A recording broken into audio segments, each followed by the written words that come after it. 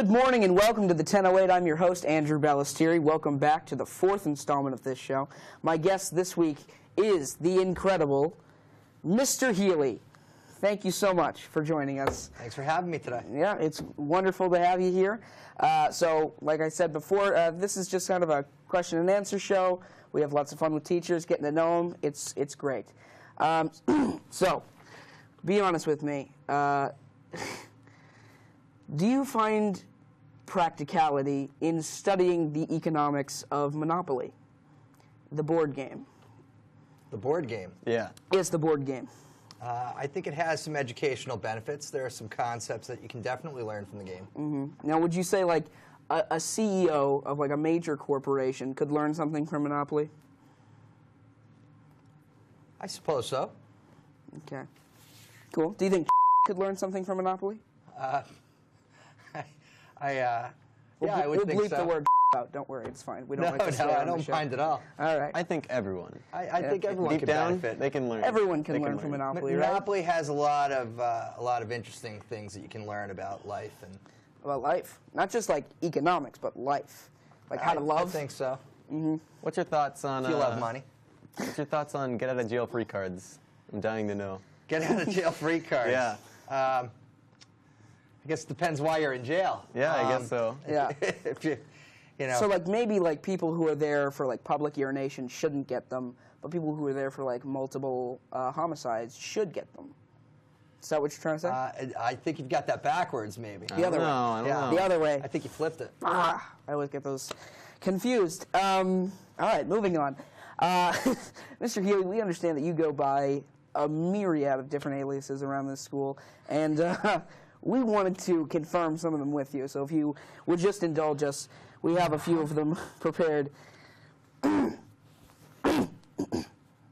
Healy, Heelster, Healy Shoes, Gravmaster Healy, the Dawn, High Heels, Heels on Meals on Wheels, Xavier Clementine, and Pierre. How many of those are true?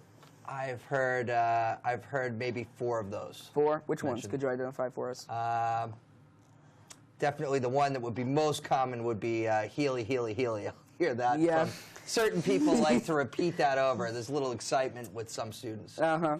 Mm-hmm. Do you have any comments on Gravmaster Healy? That is, yeah, that one I cannot comment on. That. Cannot comment on. Have you heard it before? Is it based on life or is it based on? I think it's more the imagination for some students like to picture what they think a teacher's life is like. And I think they create a little fantasy land that brought that one. Interesting. I have heard it, but I've certainly not approved of it. Okay. How about the Healy shoes? Anybody? I've never heard that, actually. You've know never heard about that? Heelys? Not to my ever taste. heard Oh, that. the Heelys, the shoes. The right. shoes. I have not heard that mentioned as a nickname for me, but No? But I have not seen Heelys in quite a while. I cannot believe that trend died. Yeah.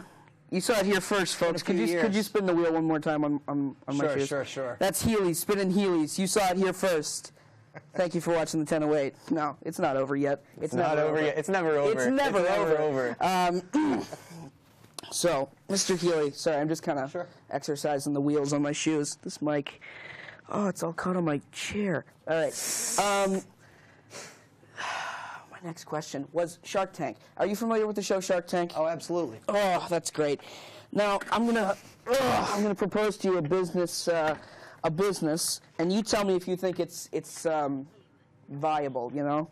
So, would you say that a company that sells random different kinds of animal feces to people, but can be delivered to anyone's house, say an enemy's house, do you think that's a good business model?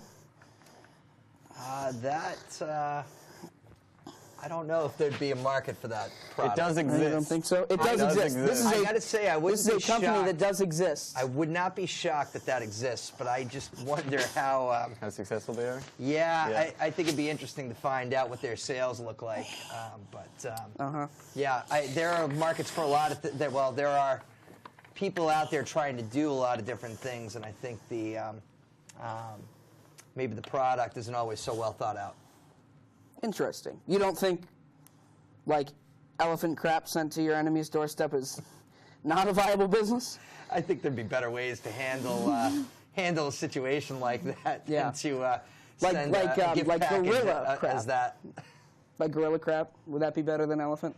You know, the animal feces itself wouldn't necessarily make a difference to me. I think just the idea of sending feces to someone's doorstep or in a package for delivery, Totally. that's kind of repulsive. And Yeah, I think so yeah, too. I think maybe I try to talk about professionalism in class. That would not be a good example of professionalism. I see.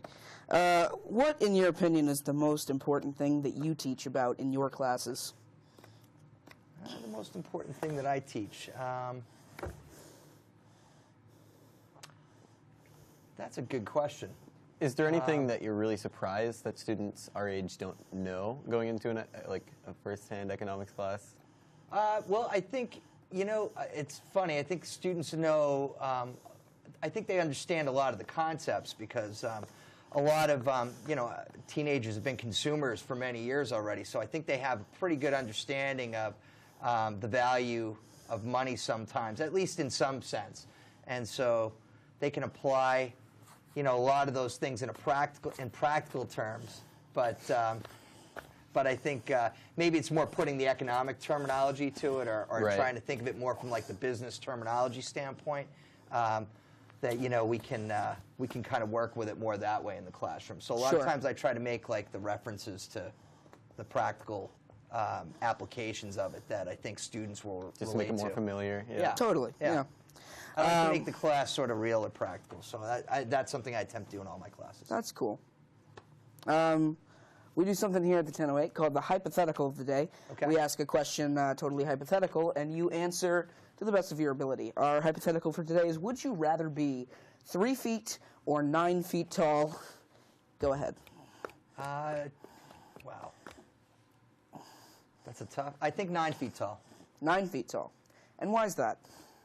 I think 9 feet tall, the benefits would be that you'd have that sort of perspective from up above everything.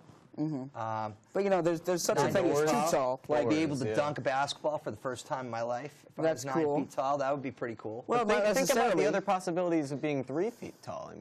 I mean, Emil's 9 feet tall, and he can't dunk. St. Patrick's Day, you're booked everywhere. You can be a nice leprechaun wherever true. you want. That's true. You roll in the dough. That might be even like a thing 3 where you feet only tall work. might be a lot of fun. I'm just not seeing it. Yeah. I think it could be good. There's a lot of acting possibilities. Keep in mind, true. you have experience. Game a of long time ago, Thrones. I might have a role on Game of Thrones. a long time You ago, might. you were 3 feet tall. It's true. That's true. We all were. Maybe in at the some future, point. you will be 9 feet tall, but I can't say for certain. Yeah, I don't know. At this point, I don't think I'm going to get any taller. So. God, I hope I get taller. You wish. Yeah, I wish. Probably won't happen. You teach about business, economics, important things that I've always thought should be a part of the Common Core. Okay. So we're wondering how many students of yours that you know of have become successful entrepreneurs or money launderers. Or money launderers? Yeah. The money laundering, if they're any good at it, they probably keep that very quiet and under the radar. Yeah. So we could have some very good money launderers out there that we just don't know about because Yeah, Makile knows. they're doing a good job. I know it. Yeah. But I'm in the ring. I think we've had a lot of students that have gone through, I think, and you know, focused on business beyond Holliston High and done pretty well for themselves. And you know, we've got a couple of kids that are entrepreneurs that are still here right now that you know, they actually have real businesses they're working on, and you know, definitely you know, when I see kids doing something like that, it feels good to see them interested in, you know, the world of business and the possibilities. Would you say that these entrepreneurs really inspire you to teach in your classes? Or? It does. It's actually one of the rewarding things about being a teacher is when you feel like your students get something out of the classes and they actually feel like it's something that they can use and that will help shape their, you know, their path or their future, or at least, you know, help them to pursue an interest. So yeah, that's a very rewarding part of my job. That's awesome. That's really awesome. Well, we here at the 1008, we believe firmly that no one knows more about relationships than budget analysts. So, for people who aren't blessed with good looks like me, camera 3, thank you. What advice would you give to your average high schooler who's looking to chase that special someone, you know? So is this a Valentine's Day special we have No. going here? No, That's funny. absolutely It not. actually has no pertinence to Valentine's Day at all. I am not a person that usually gets asked about relationship advice or No. anything like Here we that. are now. So, But here we are. Yeah. There's a first time for everything. I have never pictured myself in this position. Well, it's happening. I don't even know what to say. Let's talk about fashion then. So if you look to your right, you see this lovely flamingo shirt. That is a nice shirt. Thank you very much. I wore it specifically for this interview today. Look at this fashion statement. One collar up, one collar down. Yeah, you like that? I do like that. Do you like He's that? got I a love unique it. look. He does. I love it. It's a I love it. signature look. I love it. It's you know, black pants, the white shirt, and then And white shirt Heelys with, on your feet. And Heelys on my feet. It's never the wrong day to wear This Heelys. guy's with the times. This episode of the 1008 is actually Are those, sponsored by Heelys. What? Are those legal in the hallways of the That's a school? great question. I actually haven't been wearing them all day. I changed underneath the desk I'm just as we were wondering if we interviewing. had an administrator here, or You if I'm know, doing my job and I see you rolling along down the hallway. I'd love it if we had an administrator here. I'd would I wonder have what to they'd make you say walk about my down to the Heelys. office with your Heelys in hand. In hand. And walk down there. In I'd be your more socks. than willing to give them my Heelys because The reason why they take them away is they're jealous, you know? yeah, they're jealous. They want to wheel around the halls just as much They as I can't. do. They don't have the physical capability to wheel around the halls in some Heelys. Yeah, and I'll tell you what, camera 3. They couldn't fit into my Heelys because I have freakishly small feet. So, who loses now? I didn't even know you could still buy Heelys. Oh yeah, when I went online to buy these a long time ago, and I found out that they made adult sizes, and I texted my mom. I was like, "Mom, they make adult size Heelys," and she's like, "Oh my God, Who do you think the don't target need them." demographic is for Heelys these days? Definitely do you think it's middle adults. school kids? It's adults. Yeah, it's adults. Like Are you hipster, kidding? like adults? No kid wants Heelys anymore. It's all adults. I kind of want Heelys. I know Mr. Healy has 3 pairs of Heelys. It's poetic. We've how- seen it. We've seen it. Yeah, it's I guess it'd be great to think that maybe I created that. Absolutely. invention. I wish I did, but I can't take credit for that. No need to be humble. We know. We know. We already know. We already We know. already That's know. right. I show up at Holliston High School for just fun every day, but I've really made my fortune on footwear. Yeah. we want to talk about last year. Senior Okay. showcase opening video. Mr. Hickey, another great teacher here, asked the question, "Where's the best place around here to get some breakfast?" They quickly answered, "Mr. Healy's room."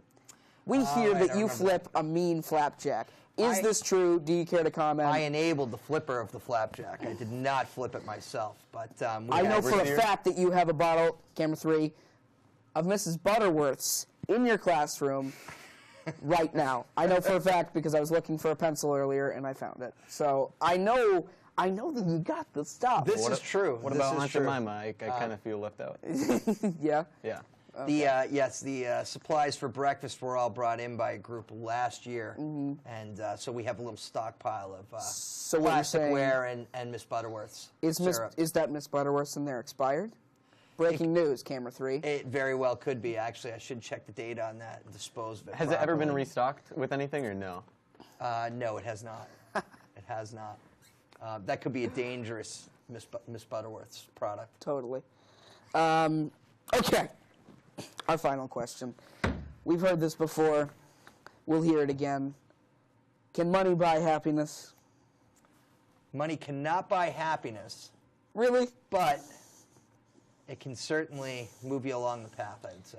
It can move you along the path. So, yes, essentially. I'm going to go with yeah. If it can move you along the path, then if you have enough of it, it gets you through the path. Money can do you do a lot of good things for sure. But I feel like But in the I end, think ultimately your happiness kind of comes from within, and buying a whole bunch of material things doesn't necessarily yeah, get you exactly. there. I feel like money can actually ruin your sense of happiness. If you're Can. impoverished, you can look towards the future with high hopes and saying, "I'm going to be more wealthy. I'll be happier." But if you're already wealthy and you're not happy, you have nothing, and you have arguably no excuse. It could be a bad psychological thing. Right Yeah, there, and money can't buy you like a woman or anything like that. I I was gonna can't. say, so money actually can't buy you happiness, but money can definitely buy things that make life a little bit more enjoyable. Kind of like so. Heelys, you know? Yeah. Like Heelys. Yeah.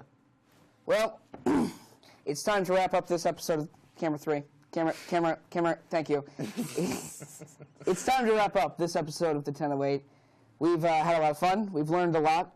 We've learned that it doesn't matter how little money you have, just as long as you're incredibly hot.